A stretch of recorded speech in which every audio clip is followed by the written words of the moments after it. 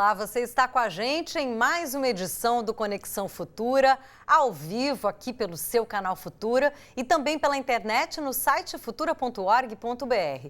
Você já parou para pensar que detalhes é que fazem diferença quando o assunto é prevenção de incêndio? O fogo, aliás, é um dos elementos mais difíceis de ser controlado e um dos mais perigosos. E por isso o programa de hoje se dedica a falar sobre detalhes que podem ajudar a evitar e diminuir o risco de um acidente.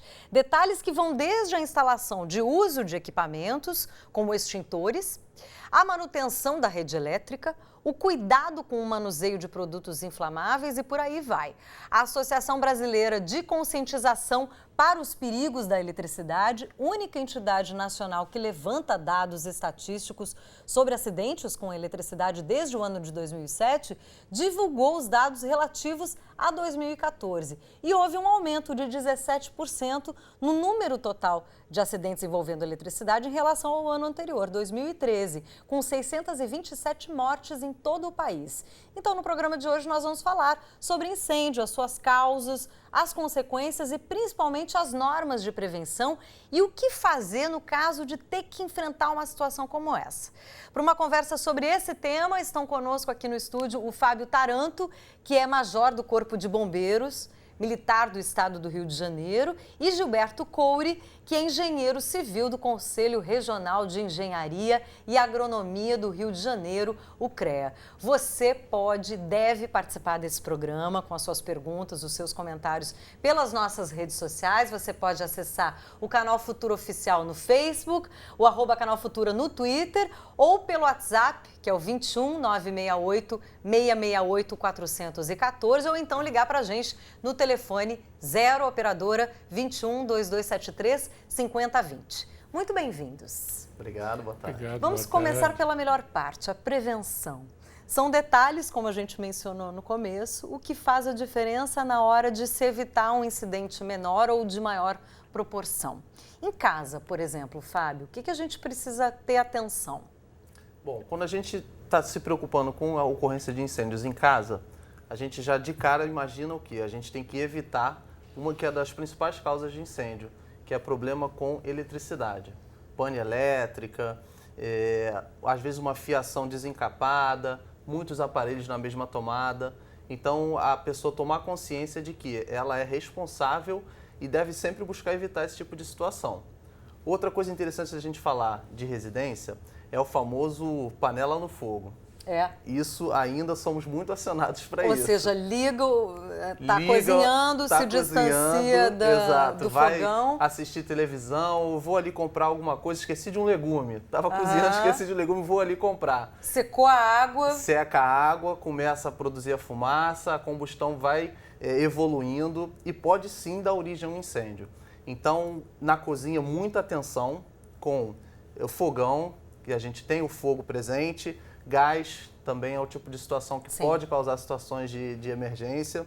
E, como eu falei, a fiação bem conservada, bem mantenida, também é fundamental para a gente poder ficar tranquilo. Agora, o gás é uma questão fundamental, né? Ao se pensar, inclusive, a estratégia.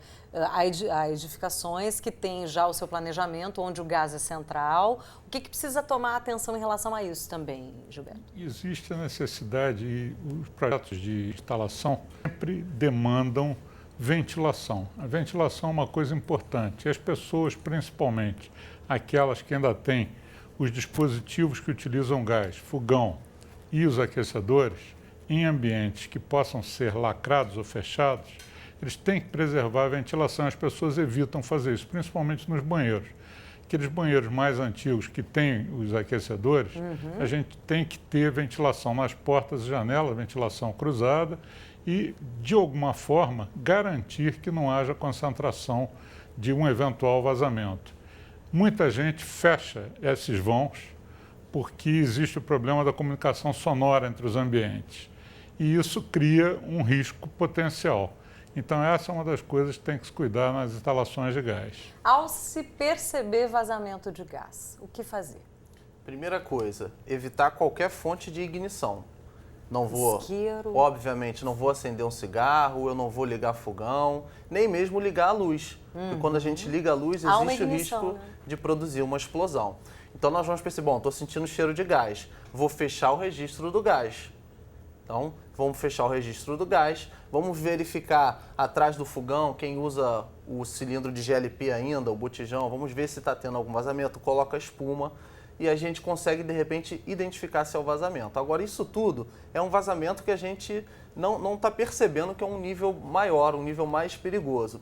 Quando a gente sente um cheiro muito forte de gás ou um barulho, às vezes a gente ouve o barulho sibilante, né, do gás escapando, aí não, aí é uma situação de emergência muito mais grave, em que a gente vai se retirar do local e ligar para o Corpo de Bombeiros. O Corpo de Bombeiros enviar uma equipe, situações de gás são muito perigosas, geram a explosão e pode sim fazer vítimas, infelizmente. Então, muito cuidado, muita atenção com isso. A gente tem uma questão do Lucas, de Colatina do Espírito Santo, via WhatsApp. Obrigada, Lucas, pela sua questão. Ele gostaria de saber o motivo de cada tipo de incêndio, né?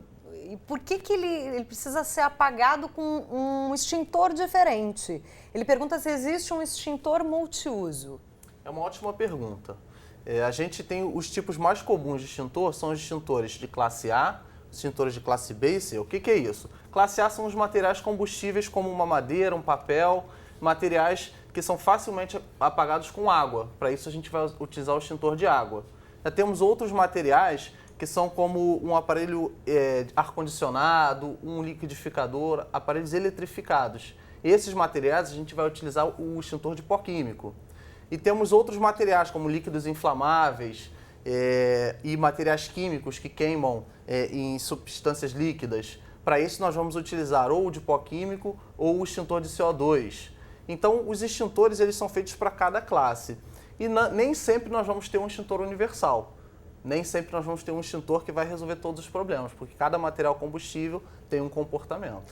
Eu também quero incluir na nossa conversa, direto da internet, o Leonardo da Cunha. Ele participa direto de Anápolis, de Goiás, e ele é presidente da Sociedade Brasileira de Queimaduras. Bem-vindo ao Conexão Futura. Boa tarde, Júlia, e boa tarde a todos aqueles que assistem a Conexão Futura nesta tarde. Bom, além desse cuidado externo com os equipamentos em casa, com a questão estrutural que a gente vai esclarecer logo em seguida com o Gilberto, é importante a gente saber que também existem vários tipos de queimaduras. Eu gostaria que você falasse um pouquinho sobre isso, Leonardo. Certamente. As queimaduras, elas podem ser de várias formas. Nós temos as queimaduras de primeiro, segundo ou terceiro grau, a depender do acometimento, da profundidade da pele que é acometida. O que isso quer dizer? A queimadura de primeiro grau é aquela mais comum, é a queimadura solar, onde a gente tem a vermelhidão. É uma queimadura extremamente dolorosa e que naqueles casos mais graves, quando acometem todo o corpo, principalmente nas crianças ou mesmo nos idosos, pode levar ao quadro que chamamos de insolação, que é um quadro de náusea, vômito. Então é bastante trágico quando há várias extensões do corpo acometidas. A queimadura do segundo grau é aquela que já acomete parte da camada profunda da pele, parte da derme. Então, é uma queimadura também dolorosa, onde já começamos a evidenciar aquele pequeno líquido que sai da ferida quando a pessoa se queima.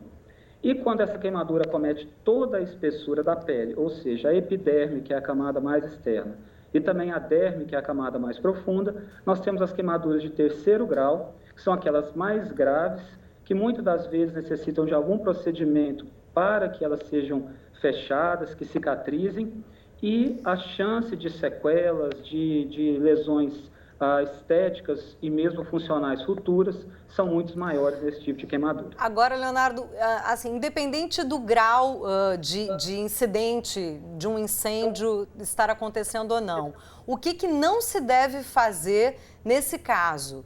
Que tipo de primeiros socorros devem ser como procedimento?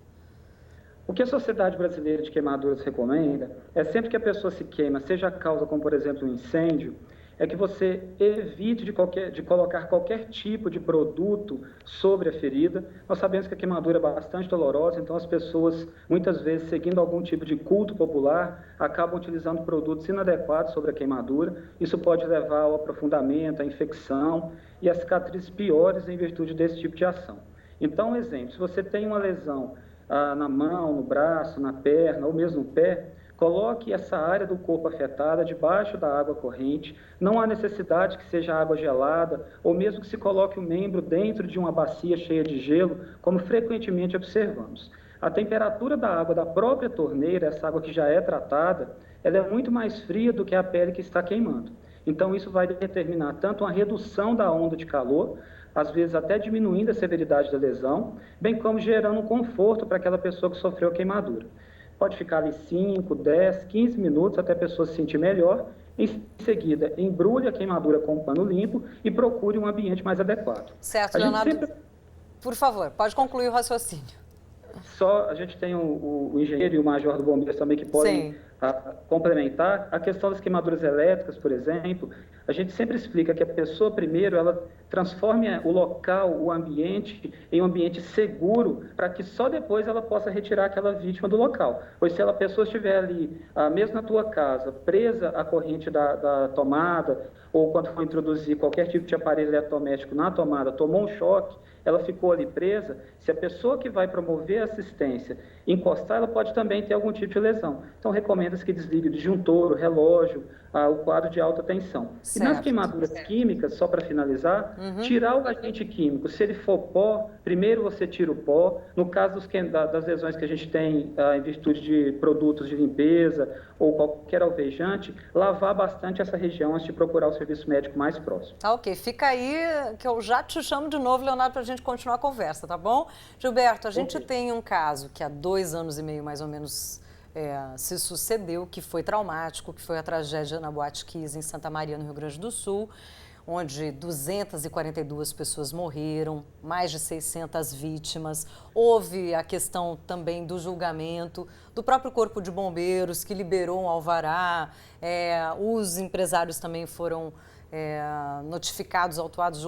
Mas houve, depois disso, uma atenção maior, justamente desde a questão de autorização, equipamentos necessários para casas de shows, até fiscalização. No seu ponto de vista, o que mudou desde lá? Mudou principalmente a conscientização das pessoas. As pessoas começaram a ficar mais preocupadas por que aconteceu o evento. E, além disso, aconteceram determinados fatos que começam a cada vez mais a cercear essa liberdade de se usarem materiais de menor qualidade ou com mais condições de inflamabilidade, e isso progressivamente deve minorar o risco. Uma das coisas importantes, e aqui no estado do Rio de Janeiro aconteceu, foi a lei da autovistoria, chamada de lei de autovistoria, né? Essa lei, ela criou condições hoje para que as próprias edificações se autovistoriem e, consequentemente, detetem eventuais problemas que possam existir nas estações elétricas, nas rotas de fuga, nos de prevenção de incêndio, que se garanta sempre uma melhor condição de combate, início e durante eventual acidente que venha a ocorrer.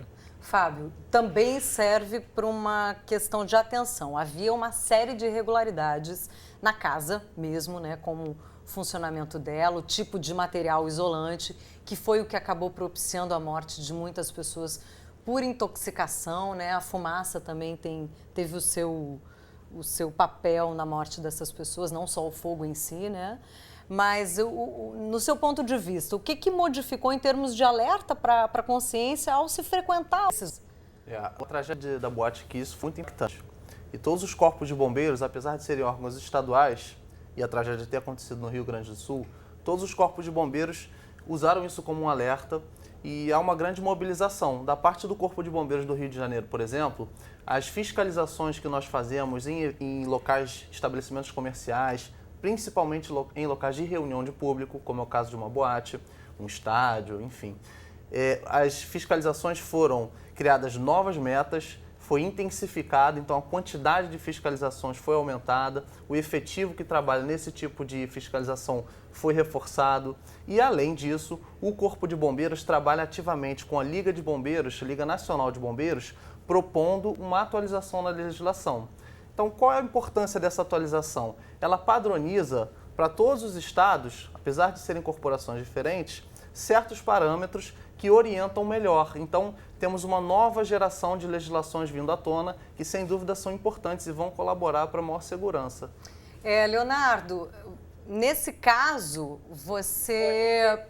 eu gostaria que você também levantasse que não existe apenas o risco da queimadura, mas também outros danos a partir da fumaça.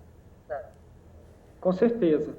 No caso da Boate Kiss, especificamente, nós sabemos que até as queimaduras causadas pelo fogo, pela chama direta, o contato com a chama, não foi a principal causa da morte dessas pessoas.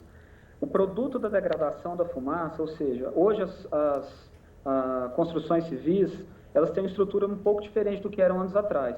Antes, a gente tinha produtos menos sintéticos, então esses que são utilizados na atualidade, eles se queimam muito mais rápido, geram muito mais calor, e além disso, toda aquela fumaça enegrecida e numa temperatura também aquecida, mesmo que o nosso sistema respiratório tenha uma capacidade muito alta de promover o resfriamento desses gases, esses produtos químicos, quando inalados, eles geraram tanto uma lesão da via aérea, que é o caminho que o ar percorre desde o ambiente externo até os pulmões, quanto uma própria lesão do parênquima pulmonar propriamente dito, ou seja, do órgão pulmão. Então, esses pacientes tiveram intoxicação por monóxido de carbono, tiveram o que chamamos de pneumonite, que é uma inflamação química do pulmão, que, infelizmente, levou a esse número trágico de vítimas lá no Rio Grande do Sul.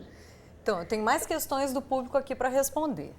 O Antônio Vilela, ele pergunta se existe alguma frequência para revisão de gás canalizado em residências. Quem quer responder? Eu posso Pode ser, responder Gilberto. isso. Hoje em dia existe. A cada 5 anos você tem que fazer uma revisão em toda a tubulação. Tem que fazer uma vistoria, tem que analisar as condições em que estão as tubulações. Tem uma pergunta também da Jéssica Guiar, via WhatsApp. Ela fala que quando ela toma banho quente e demora no chuveiro, o disjuntor desarma. Ela gostaria de saber se tem risco da caixa de luz pegar fogo ou até mesmo o próprio chuveiro. Se ela acredita que seja melhor trocar o disjuntor ou não. Pode responder. Isso também está ligado à área de engenharia. Isso é uma demanda de energia elétrica que está acontecendo numa fiação que possivelmente está mal dimensionada. Então, se ela usa durante muito tempo, isso vai provocando um aquecimento na fiação. Esse aquecimento, dependendo do tipo de fio que ela usa, o invólucro do fio da parte de cobre pode se aquecer e aí pode começar a derreter eventualmente. E se ele derrete e encosta em outro fio, isso pode provocar um curto e aí deflagrar um incêndio. Então, se está acontecendo isso, ela já tem um aviso de que precisa fazer uma revisão nesse tipo de instalação. Então, faça isso, Jéssica, por favor. Essa pergunta vai para você, Fábio. A Rosilene Strassacapa, de Campinas, via Facebook, ela diz que ao estar cozinhando já se deparou com óleo de cozinha pegando fogo. Qual o primeiro passo ao se deparar com essa situação? Ela desliga, ela joga água, ela fica sem saber o que fazer. A primeira coisa que ela tem que fazer, se possível, é desligar o fogo. Quando ela desliga a boca do fogão, ela já está retirando a fonte de calor e aquele óleo, a tendência é o fogo se auto-extinguir. Só que em algumas vezes começa a respingar óleo pelo fogão, pela cozinha, e aí já não é possível colocar a mão e desligar o fogão sem se ferir. Nesse caso, ela pode desligar o registro de gás que alimenta aquele fogão e vai resolver. Agora, volto a dizer, tudo isso, essas primeiras providências podem ser tomadas quando a pessoa não se sente em risco, porque se ela está percebendo que o fogo que estava numa panela de óleo já passou para um liquidificador, para uma cortina que tinha próximo ao local, aí a situação já está tomando uma magnitude maior, então ligar para o Corpo de Bombeiros. Mas a primeira recomendação é essa, primeiro tomar muito cuidado, porque quando o fogo atinge um líquido inflamável, é muito fácil dele voar, né, ter uma projeção daquele líquido e queimar a pele da pessoa. Então, ter esse cuidado. Se for possível desligar a fonte de calor, excelente, vamos fazer isso. Se não for possível, vamos ligar para o Corpo de Bombeiros. Leonardo, se além disso a pessoa tiver algum tipo de queimadura com óleo de cozinha, que é muito comum, ou a própria água quente? Juliette, o que eu disse de você colocar a área que foi atingida dentro da água que está corrente da torneira é a melhor opção. Serve para isso também. Exatamente. Esse contato com a água vai gerar muito conforto para o paciente. nós sabemos que é muito dolorosa a queimadura. Quando você queima, principalmente as lesões de segundo grau, que são aquelas que fazem bolha, você perde a proteção das terminações nervosas. Elas ficam ali expostas no meio ambiente. Então, qualquer pequena brisa sobre o queimado gera muita dor. Então, no momento inicial, a água, cobrir com pano limpo e procurar o serviço médico mais próximo da sua residência é a primeira conduta a ser tomada. E também evitar que crianças frequentem próximo ao fogão, porque isso também é de um risco imenso. Isso é fundamental. Segundo estatísticas da própria Sociedade Brasileira de Queimaduras e do Ministério da Saúde, a queimadura ela acontece principalmente no ambiente domiciliar. E dentro das nossas casas, a cozinha ela é o local mais comum. As crianças elas são muito vítimas de queimaduras. Até na primeira idade, até 3 a 5 anos, o líquido quente, seja ele água, gordura, como você acabou de citar, ou mesmo alguma mistura com açúcar, café, chá, é o principal agente, as escaldaduras nas crianças. Depois começa, a partir dos 5 até os 12 anos, a gente tem acidente por chama e depois os acidentes que somos mais habituados a ver na idade adulta. Então, a criança, ela deve ser o foco na prevenção e a educação desses pequenos é fundamental para que eles não se tornem adultos que não conheçam a forma de se prevenir e evitar esse tipo de acidente. Leonardo, muito obrigada, viu, pela sua participação aqui no Conexão Futura, por esses esclarecimentos tão preciosos, simples e que podem fazer toda a diferença numa situação como essa. Até a próxima. Muito obrigado, eu que agradeço a oportunidade. A gente tem mais uma questão do Daniel Targueta, do Rio de Janeiro, via WhatsApp. Ele fala que o Rio de Janeiro é o estado que mais tem ligações clandestinas, segundo ele, os famosos gatos. Qual é o risco desse tipo de ligação em termos de incêndio? Muita gente faz as ligações sem qualquer tipo de proteção. O risco é enorme. Como eu já expliquei, a fiação ela tem uma capacidade em termos de condução de energia elétrica. Quando você ultrapassa isso, o que acontece é que há uma resistência do material do cobre e essa resistência provoca o aquecimento. Esse aquecimento tende, com o tempo, a desencapar esse fio. E o fio desencapado com corrente elétrica é problema na certa.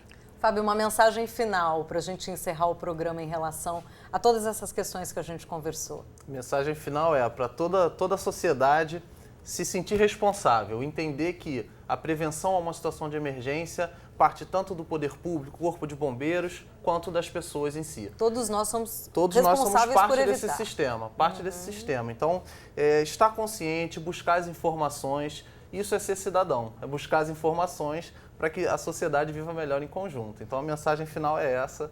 E agradecer o espaço. Valeu, gente. Obrigada, viu, pelos esclarecimentos. Obrigada a todos vocês que participaram. A gente adora quando isso acontece. Obrigada a quem postou no Face, no Twitter, no WhatsApp. Obrigada mesmo. Eu espero você, então, amanhã de novo, a partir das 2h30 da tarde. A gente tem as nossas reapresentações aí do Conexão Futura, 00:30, 7h30 da manhã do dia seguinte. Você pode acompanhar todos os Conexões Futura, as nossas coleções de entrevistas, no site futura.org.br e me encontrar ao vivo também. Beijo grande, a gente se vê de novo amanhã.